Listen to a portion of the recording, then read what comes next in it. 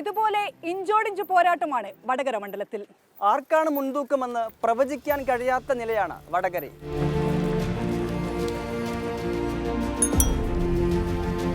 മുൻ ആരോഗ്യമന്ത്രിയും CPM കേന്ദ്ര committee അംഗവും ജനപ്രിയ നേതാവുമായ KK ശൈലജയെ LDF കളത്തിലിറക്കിയിരിക്കുന്നു.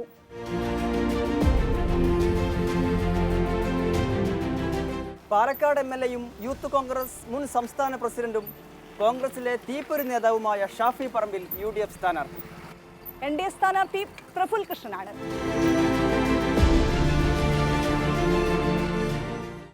ഇടതുപക്ഷത്തിന് നല്ല വേരോട്ടമുള്ള ലോക്സഭാ മണ്ഡലമാണ് വടകര. മണ്ഡലത്തിലെ 7 നിയമസഭാ മണ്ഡലങ്ങളിൽ 6ലും ഇടതുപക്ഷത്തിന്റെ MLAമാരാണ്.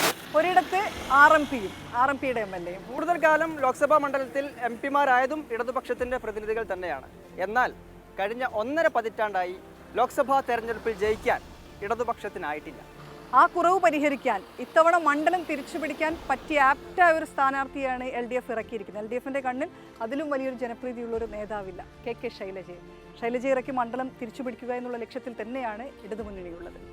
അപ്പോഴാണ് അപ്പുറത്ത് ഷാഫി പറമ്പിലിന്റെ മാസ് എൻട്രി. ഇതിനു മുൻപ് K മുരളീധരൻ സിറ്റിംഗ് MP എന്നുള്ള രീതിയിൽ പ്രചാരണം തുടങ്ങിയിരുന്നു. ഒരു രീതിയിൽ തന്നെ പ്രചാരണം തുടങ്ങി. പ്രചാരണത്തിൻ്റെ ഒരു ഘട്ടം നമ്മൾ കണ്ടതാണ്. ബോർഡൊക്കെ വെച്ചു, ഫ്ലെക്സൊക്കെ ഉണ്ടായിരുന്നു. എല്ലാം തുടങ്ങി ആ പ്രചാരണം തുടങ്ങിയ വേളയിലാണ് മുരളീധരൻ തൃശ്ശൂർക്ക് പോകുന്നതും പാലക്കാട് നിന്ന് ഷാഫി പറമ്പിൽ വടകരയിലേക്ക് എത്തുന്നതും.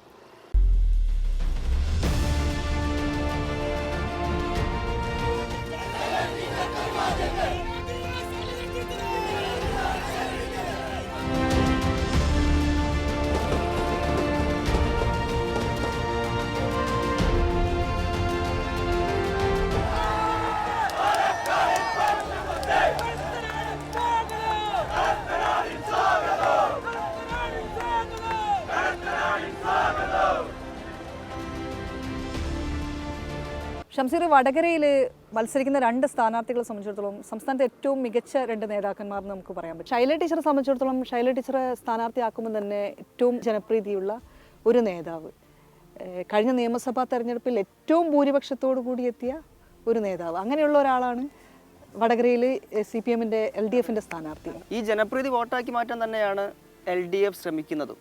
നമുക്ക് കോവിഡ് കാലത്ത് മികച്ച രീതിയിൽ ആ കാലഘട്ടത്തെ കൈകാര്യം ചെയ്തെന്നൊരു ഇമേജ് ഉണ്ട്. ഒപ്പം തന്നെ ഈ കോഴിക്കോട്, ഈ വടകര ഉൾപ്പെടെയുള്ള ഈ മേഖലയിലെ നിപ്പ ബാധിത സമയത്ത് അതിനെ മികച്ച രീതിയിൽ പ്രതിരോധിച്ചു, മറികടന്നു എന്നുള്ള രീതിയിലൊക്കെ KK ശൈലജയ്ക്ക് ഒരു പ്രതിച്ഛായ ഉണ്ട്. ആ പ്രതിച്ഛായ വോട്ടാക്കി മാറ്റാൻ തന്നെയാണ് ഇടതുപക്ഷവും CPMും ശ്രമിക്കുന്നത്. ഈ വടകര ഉൾപ്പെടുന്ന സ്ഥലത്തായിരുന്നു നിപ്പ തുടങ്ങിയതും വ്യാപിച്ചതും ഒക്കെ അവിടെയായിരുന്നു. അപ്പോൾ അതിന് അപ്പുറത്തേക്ക് പോവാതിരിക്കാൻ വേണ്ടിയുള്ള ഇടപെടൽ, അതൊരു ലീഡറിൻ്റെ ഒരു ക്വാളിറ്റിയാണ്. ആരോഗ്യമന്ത്രി എന്നുള്ള രീതിയിൽ അവർ കാണിച്ചിരിക്കുന്ന ഇടപെടലും. അതേസമയം തന്നെ UDFന് കോൺഗ്രസിന്റെ ഏറ്റവും ജനപ്രിയനായ യുവരക്തത്തെയാണ് വടകരയിലേക്ക്, ഇപ്പം K മുരളീധരൻ ഇവിടുന്ന് പെട്ടെന്ന് മാറേണ്ടി വന്നു, വന്ന് ഇറക്കിയിരിക്കുന്നത് ഏറ്റവും യുവരക്തം, ഏറ്റവും വൈബ്രന്റ് ആയ യുവ നേതാവ്. നമ്മൾ ഈ പ്രചാരണം കാണുന്ന സമയത്ത് തന്നെ നമുക്ക് കൃത്യമായിട്ട് മനസ്സിലാവും. അത്രയും വൈബ്രന്റ് ആയിട്ട് പ്രചാരണ രംഗത്ത് മുന്നേറിക്കൊണ്ടിരിക്കുകയാണ് ഷാഫി. നിയമസഭയിലെ പ്രവർത്തനമായാൽ പോലും വളരെ മികച്ച രീതിയിൽ നന്നായി പോകുന്നൊരു നിയമസഭ സാമാജികൻ എന്നുള്ള രീതിയിൽ വന്നൊരാൾ, യൂത്ത് കോൺഗ്രസിന്റെ ലീഡർഷിപ്പിൽ നല്ല പ്രവർത്തനം കാഴ്ചവെച്ചൊരു നേതാവ്. ഷാഫി വൈകിയാണ് വന്നതെങ്കിലും വളരെ പെട്ടെന്ന് തന്നെ വടകരക്കാർക്കിടയിലേക്ക് ഇറങ്ങിച്ചെല്ലാനും ഇഴുകിച്ചേരാനും ഷാഫി പറമ്പിലിന് കഴിഞ്ഞു എന്നുള്ളതാണല്ലേ. ഈ അവരുടെ ഫ്ലെക്സ് ബോർഡ് ഉണ്ടല്ലേ, വടകരയുടെ. അതെ അതെ. മാത്രമല്ല ഷാഫിയെ സംബന്ധിച്ച് ഇതുവരെ തെരഞ്ഞെടുപ്പുകളിൽ തോറ്റിട്ടില്ല എന്നുള്ളൊരു ചരിത്രം കൂടിയുണ്ട്. അപ്പൊ അങ്ങനെയൊരു കടുത്ത പോരാട്ടമാണ്. ഈ 2 മണ്ഡലങ്ങളിലെ ഉപതെരഞ്ഞെടുപ്പ് എന്നുള്ളതാണ് പ്രധാനമായിട്ട് ചർച്ച, വടകരയിൽ ചർച്ച. ഷാഫി പാലക്കാട് നിന്നാണ് വരുന്നത്. പാലക്കാട് എന്ന് പറയുന്നത് കഴിഞ്ഞ നിയമസഭാ തെരഞ്ഞെടുപ്പിൽ ഏറ്റവും ഉറ്റുനോക്കിയൊരു മത്സരം, ഏറ്റവും ഫലം വരുന്നതിൻ്റെ ഏറ്റവും അവസാന നിമിഷം വരെ ആളുകൾ ആകാംക്ഷയോടെ നോക്കിയിരുന്ന മണ്ഡലമാണ്. ആര് ജയിക്കുമെന്നറിയാത്ത സ്ഥലത്ത് വലിയ ഭൂരിപക്ഷമില്ലാതെയാണ് ഷാഫി ജയിച്ചു വരുന്നത്. അപ്പോൾ അങ്ങനെ ഒരാളെ അവിടെ അത്രയും ക്രൂഷ്യലായ ഒരു തെരഞ്ഞെടുപ്പിൽ ഇവിടേക്ക് ജയിച്ച ഒരാളെ വടകരയിലേക്ക് എത്തുമ്പോൾ, വടകരയിൽ ജയിപ്പിച്ചു കഴിഞ്ഞാൽ അവിടെ വീണ്ടും ഒരു ബൈ ഇലക്ഷൻ ഉണ്ടാവും. വടകരയിൽ BJPക്കാർ ഷാഫിക്ക് വോട്ട് ചെയ്യുമെന്ന പ്രചാരണം കൂടി ഇടതുപക്ഷത്തിന്റെ ഭാഗത്തുനിന്ന് ഉണ്ടാകുന്നുണ്ട്. അതെ അതെ അതെ. അതിന് പ്രതിരോധിക്കാൻ വേണ്ടി UDF പറയുന്ന കാര്യമുണ്ട്. ഇത് വളരെ പ്രധാനപ്പെട്ട ലോക്സഭാ തെരഞ്ഞെടുപ്പിൽ കേരളത്തിലെ നിയമസഭാ സീറ്റിൽ BJP വരുമോ ഇല്ലേ എന്നുള്ളതിനേക്കാൾ കൂടുതൽ ഒരു സീറ്റ് അധികം കോൺഗ്രസിന് കിട്ടുക എന്നുള്ള സാധ്യത, അത് പ്രയോജനപ്പെടുത്താൻ വേണ്ടിയുള്ള ശ്രമത്തിന്റെ ഭാഗമാണിതെന്നാണ് കോൺഗ്രസ് വിശദീകരിക്കുന്നത്. പക്ഷേ ഇന്ത്യ മുന്നണിയാണ്. അപ്പോൾ തന്നെ CPM ഉയർത്തുന്ന ഈ ആരോപണത്തിന് മറുപടി പറയേണ്ടി വരും. മാത്രമല്ല അത് ഏതെങ്കിലും തരത്തിൽ വോട്ടിംഗ് പാറ്റേണിൽ മാറ്റം ഉണ്ടാക്കുമോ എന്നൊക്കെയുള്ള ചർച്ച ഈ അവസാന ഘട്ടത്തിൽ സജീവമായിട്ട് ഉയരുക കൂടി ചെയ്യുന്നുണ്ട്. അതെ അതെ അതെ. KK ശൈലജയ്ക്കെതിരെ UDF ഉന്നയിക്കുന്ന ആരോപണം അതും കൂടെ നമ്മൾ ചർച്ച ചെയ്യേണ്ടതാണെന്ന് തോന്നുന്നു. തീർച്ചയായും കോവിഡ് കാലത്തെ അഴിമതി പ്രധാനപ്പെട്ട ഒരു പ്രചാരണ വിഷയമായിട്ട് UDF ഉയർത്തുന്നുണ്ട്. ഈ PP കിറ്റ് വാങ്ങിയതിലും മാസ്ക് വാങ്ങിയതിലൊക്കെ കോടികളുടെ അഴിമതി നടന്നു വന്നാണ് ഇപ്പോൾ പ്രചാരണം. മാത്രമല്ല അത് തെരഞ്ഞെടുപ്പ് അടുക്കുന്നതോടുകൂടി ആ തരത്തിലുള്ള കൂടുതൽ വിഷയങ്ങൾ ആരോപണങ്ങൾ ഉയർത്തുന്നതിനെയാണ് UDFന്റെ തീരുമാനം.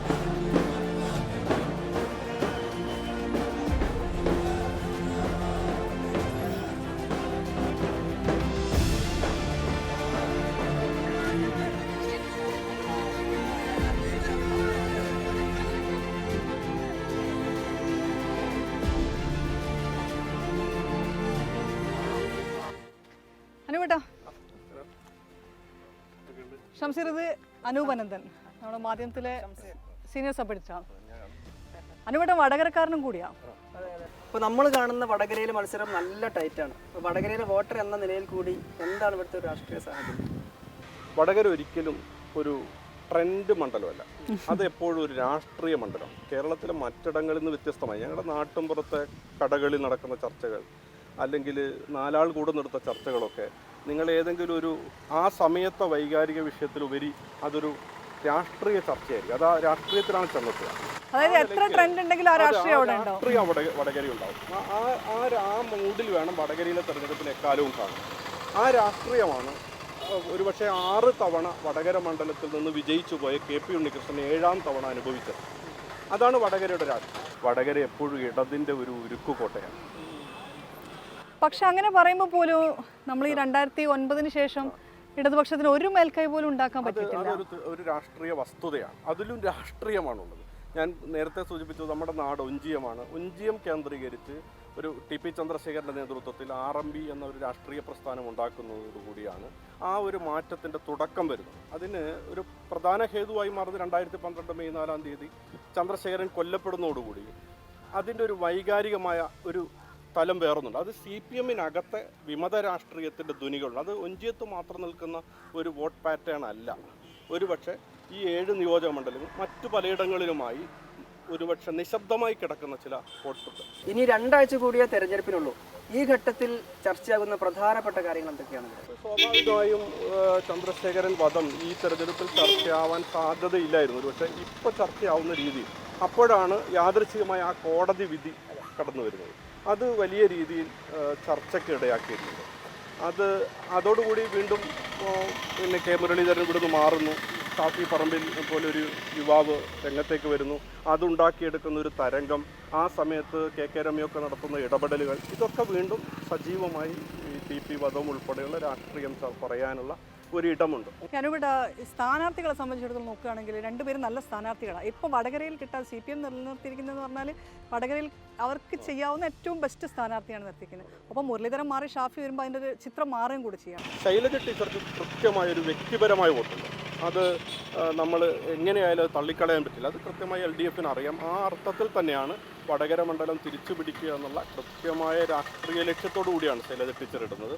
പക്ഷേ ഷാഫി തീർത്തൊരു ടെമ്പോ ഉണ്ട്, ഈ ഷാഫിയുടെ വരവ് തീർത്തൊരു ടെമ്പോ ഉണ്ട്. അതിന് നമ്മൾ കണ്ണടച്ച് ഇരുട്ടാക്കാനും പറ്റില്ല. അത് കൃത്യമായി പാർട്ടി ഉൾക്കൊണ്ടിട്ടുണ്ട്. LDF ഉൾക്കൊണ്ടതിൻ്റെ ഭാഗമാണ് ഇപ്പോൾ സംഭവിക്കുന്നത്. വടകര മണ്ഡലത്തിൽ തുല്യ പ്രചരണമാണ്. നേർക്കുനേർ എന്ന വാക്ക് നമ്മൾ പത്രപ്രവർത്തകർ പലയിടത്തും ഉപയോഗിച്ച് അതിൻ്റെ പ്രസക്തി നഷ്ടപ്പെടുത്തിയിട്ടുണ്ടെങ്കിലും വടകര മണ്ഡലത്തിലാണ് പ്രചരണത്തിലൊക്കെ നേർക്കുനേർ നിൽക്കുന്നത്. കാരണം ഏത് ഒരു പ്രത്യേക വനിതാ മെമ്പർമാരെ പങ്കെടുപ്പിച്ചുകൊണ്ടുള്ള ഒരു പരിപാടി LDF നടത്തിയാൽ അതിന് സമാനമായി നടത്താൻ UDF തയ്യാറാവുന്നു എന്ന രീതിയിൽ, എന്ന് പറഞ്ഞാൽ കട്ടക്ക് കട്ട പറയുന്ന ഒരു രീതിയുണ്ട്, ഇടിച്ചു നിൽക്കാണ്.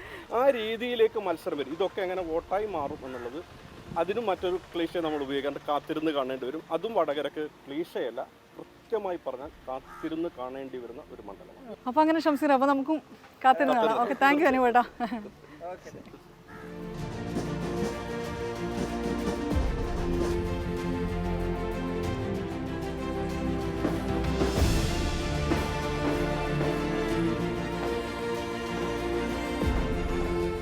വടകരയിൽ ഒരു പ്രധാന ചർച്ചാ വിഷയം, UDF ഉന്നയിക്കുന്ന ഒരു പ്രധാന ചർച്ചാ വിഷയം എന്നുള്ളത് TP ചന്ദ്രശേഖരൻ വധമാണ്. ഷാഫി വന്നിറങ്ങിയ ആ ദിവസം തന്നെ TP ചന്ദ്രശേഖരൻ വധം മുൻനിർത്തിയുള്ള പ്രചാരണമാണ് അവർ തുടങ്ങുന്നത്. ദേശീയ രാഷ്ട്രീയമാണ് ഈ തെരഞ്ഞെടുപ്പിൽ ചർച്ചയാകേണ്ടത് എന്ന് പറഞ്ഞതിനെ പ്രതിരോധിക്കാൻ നോക്കുന്നുണ്ടെങ്കിലും ആ വിഷയം അങ്ങനെ തന്നെ പ്രചാരണ രംഗത്ത് സജീവമായി ഇപ്പോഴും നിൽക്കുന്നുണ്ട്. ഇതിനിടയിലാണ് പാനൂരിലെ ബോംബ് സ്ഫോടനം. തീർച്ചയായും അതും CPM അംഗങ്ങൾക്ക് അതിൽ പങ്കില്ല എന്ന് പറഞ്ഞ് പ്രതിരോധിക്കാൻ CPM ശ്രമിക്കുന്നുണ്ട്.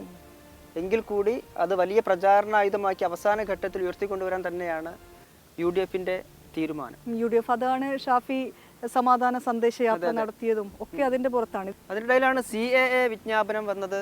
അത് വലിയ തോതിൽ കേരളത്തിലാകെ ഇടതുപക്ഷം വലിയ തോതിൽ പ്രചാരണായുധമാക്കി. UDFനേക്കാൾ ഒരു പടി മുൻപേ ഇടതുപക്ഷമാണ് ഇതിന് വലിയ തോതിൽ പ്രചാരണായുധമാക്കി മാറ്റിയത്. വടകരയിൽ CAA രണ്ട് വിഭാഗവും UDF ആണെങ്കിലും LDF ആണെങ്കിലും നൈറ്റ് മാർച്ച് ഉൾപ്പെടെ നടത്തി വലിയ പ്രചാരണ രംഗത്ത് മേൽക്കൈ നേടാനുള്ള ഒരു അവസരമാക്കി മാറ്റുന്ന കാഴ്ച കൂടി നമ്മൾ കണ്ടു. മാത്രമല്ല വടകരയെ സംബന്ധിച്ച് സവിശേഷമായി പറയുമ്പോൾ 30% ന്യൂനപക്ഷ വോട്ടുകളുള്ള മണ്ഡലം എന്നുള്ള നിലയ്ക്ക് പ്രാധാന്യം കുറച്ച് കൂടുകയും ചെയ്യും.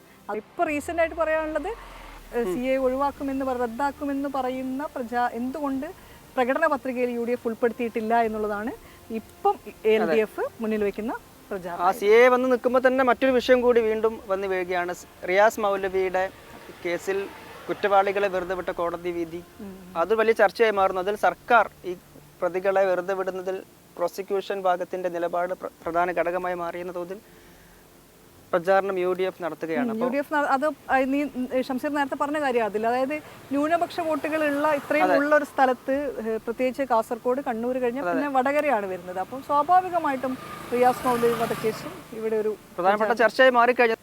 ഷംസീർ, അതൊക്കെ നമ്മൾ പറയുമ്പോൾ ഈ വിഷയങ്ങളൊക്കെ ഉണ്ടെന്ന് പറയുമ്പോൾ വോട്ടർമാരുടെ മനസ്സാണ്, നമുക്കറിയില്ല എങ്ങനെയാണെന്നുള്ളത്. നമ്മളിപ്പോൾ കാണുന്നതൊക്കെ എങ്ങനെയാ, എല്ലായിടത്തും ആളുകളുണ്ട്, എല്ലാവരുടെ കൂടെ ആളുണ്ട്, പക്ഷെ ഒന്നും പറയാൻ പറ്റാത്ത, വോട്ടർമാരുടെ മനസ്സറിയാൻ പറ്റാത്ത, മേൽക്കൈന്ന് ഇപ്പോഴും പ്രവചിക്കാൻ പറ്റാത്ത സ്ഥിതിയാണ്. കണ്ടറിയണം കോശി. ഏതായാലും വടകരയിൽ പൊടി പൂരമാണ്.